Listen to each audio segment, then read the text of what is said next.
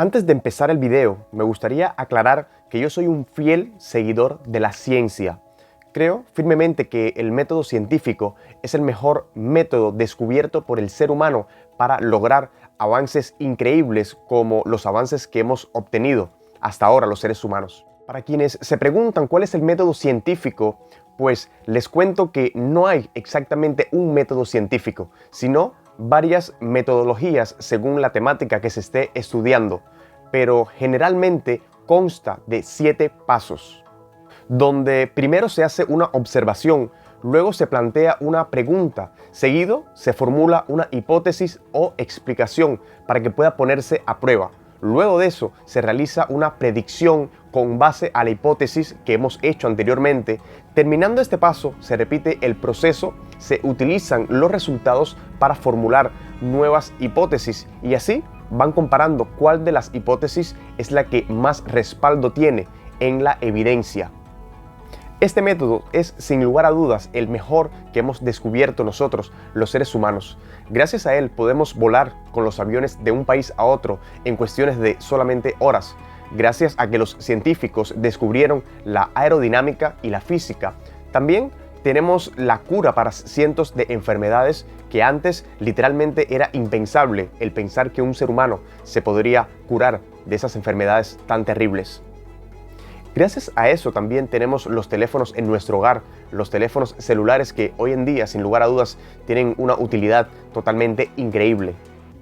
Pero bueno, luego de aclarar que yo soy un fiel amante de la ciencia, en el día de hoy quiero traerte 5 contraejemplos que nos enseñan que siempre debemos mantener cierto escepticismo porque la ciencia, como cualquier sistema donde estemos involucrados nosotros, los seres humanos, también es víctima de fraudes y estudios con datos falsos. Veamos estos 5 casos donde científicos cometieron fraudes en sus experimentos. Uno de los fraudes científicos más conocidos de la historia fue el hombre de Piltdown, un supuesto hallazgo paleontológico al que se le atribuyó durante 4 largas décadas el honor de ser el eslabón perdido de la evolución humana. Los científicos probaron que los restos tenían menos de 50.000 años de antigüedad y que el cráneo y la mandíbula procedían de 2 especies completamente diferentes, un cráneo humano y fragmentos de la mandíbula de un simio. Todo el conjunto había sido manipulado con el fin de hacer el engaño. 100 años después, un grupo de investigadores británicos emplearon la última tecnología para intentar esclarecer el enigma. Aunque Charles Dawson, arqueólogo aficionado que, junto con el eminente paleontólogo Smith Woodward del Museo Británico, presentaron los restos en Londres, el número de implicados pudo ser mucho mayor, incluyendo a Woodward, Martin Hinton, el conservador del museo, el sacerdote jesuita Theodore Chardin e incluso el famoso Arthur Conan Doyle, ¿sí? El escritor. En 1911, el estadístico y genético Fisher sugirió que los resultados obtenidos por Gregor Mendel, el padre de la genética, eran demasiado ajustados a lo esperado y señaló que quizás Mendel alteró a sabiendas los datos obtenidos en sus famosos cruzamientos de diferentes variedades de la planta del guisante para recoger solo los que avalaban las ideas preconcebidas que él ya tenía en ese momento. Más artístico y original fue el fraude que William Summerlin, un investigador que sombreó con manchas negras la piel de unos ratones para demostrar su éxito en los trasplantes de cutáneos de animales. Con esto vamos a ver el caso número 2. Si hiciéramos un Guinness de los récords de la engañología, un término acuñado por Federico Di Trocchio, nos encontraríamos en la primera posición a un médico anestesista japonés, Yoshitaka Fuji. El investigador con más artículos científicos retirado de la historia moderna, actualmente con la base de datos de Retraction Watch, contiene de él 172 artículos etiquetados como retirados y 7 con notificación de expresión de en cuarentena. Fue la Sociedad Japonesa de Anestesia la primera en detectar ciertas irregularidades en sus publicaciones que iban desde la falsedad de datos estadísticos hasta la invención de pacientes inexistentes. El científico nipón desplazó a otro anestesista, en este caso Teutón, a la segunda posición. Joachim Bold falseó datos en más de 90 publicaciones, además de no contar con las perceptivas aprobaciones de los comités éticos para realizar sus estudios. A estos dos grandes genios del fraude les siguen Yoshihiro Sato y Diederik Stapel, con 59 y 58 publicaciones retiradas respectivamente. En el año 2005, Martinson publicó un artículo en la prestigiosa revista Nature en la que sostenía que el 11% de los investigadores encuestados había admitido realizar prácticas de investigación cuestionables en algún momento de su carrera.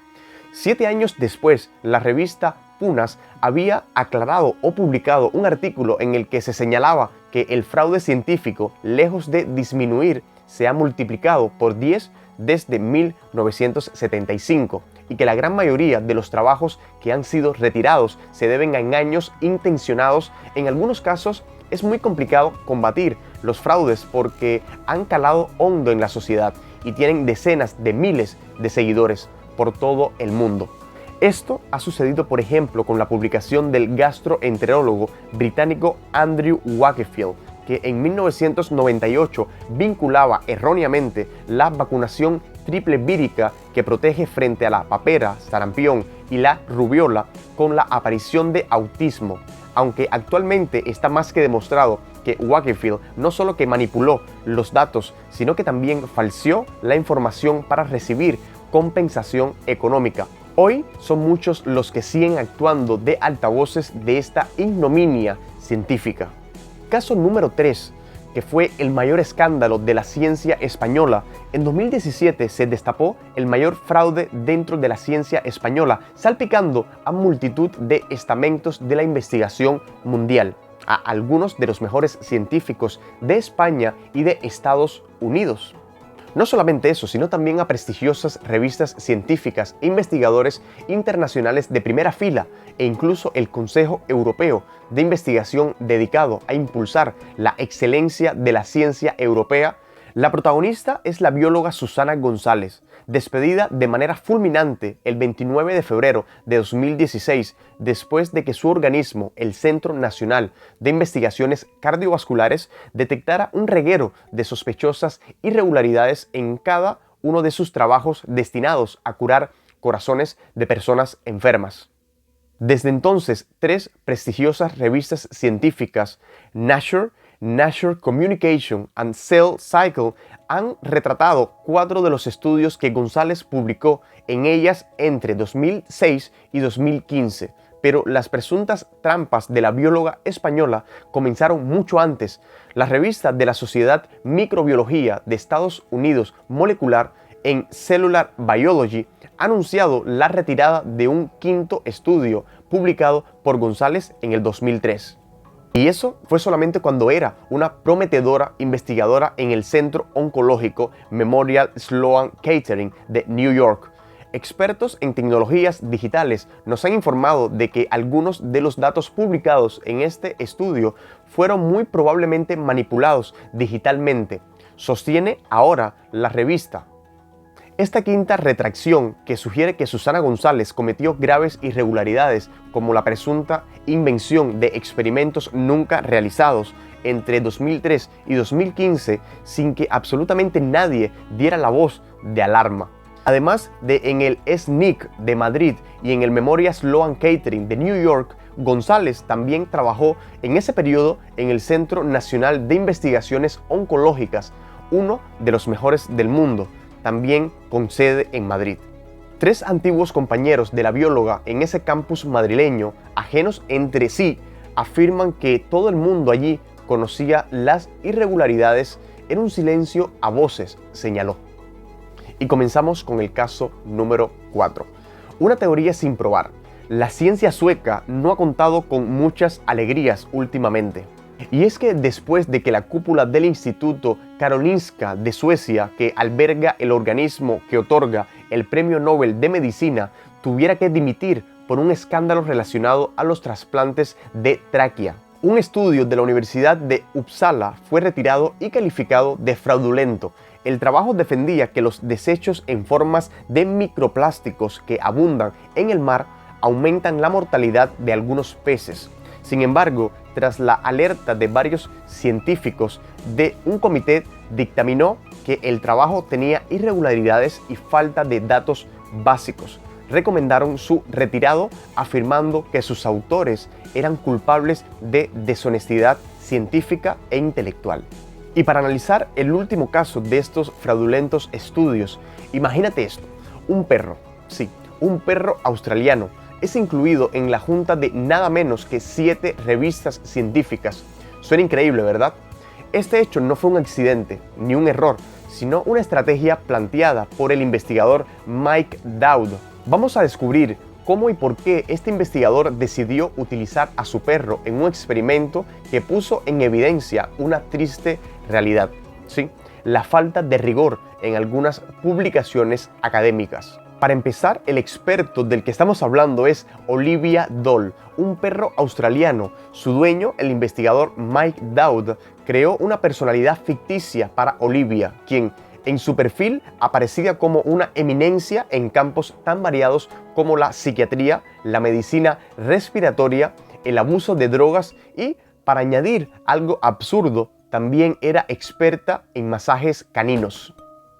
Este falso currículum fue enviado a varias revistas científicas y, para sorpresa de muchos, Olivia Doll fue aceptada en 7 de ellas, incluso en posiciones de alto nivel en sus juntas editoriales. Pero, ¿por qué Mike Dowd hizo esto? Su objetivo era denunciar un problema grave y creciente. Y estamos hablando de la falta de rigor en ciertas revistas científicas que aceptan a cualquier persona en sus comités o publican artículos sin una verdadera revisión. Esto no solo es una amenaza para la ciencia en sí, sino que también para el público, que puede verse confundido por investigaciones de poca calidad. Al final, el caso de Olivia Doll deja una lección importante. Si una revista es capaz de incluir en su junta editorial a un experto canino con un currículum absurdo, ¿qué otras publicaciones de poca calidad están circulando como si fueran estudios serios? La ciencia debe ser rigurosa y transparente, y este experimento nos recuerda que es necesario cuestionar y analizar la calidad de lo que consumimos, especialmente cuando se trata de investigaciones que afectan nuestro conocimiento y bienestar. Como puedes ver, la ciencia, a pesar de que es el mejor método jamás descubierto por la humanidad para su avance, también es víctima de fallas cometidas por seres humanos sin escrúpulos. Pero lo bueno es que la gran mayoría de los científicos son serios y responsables con su trabajo, llevándonos a los grandes avances científicos y tecnológicos que hemos gozado en los últimos años. Gracias por ver este video.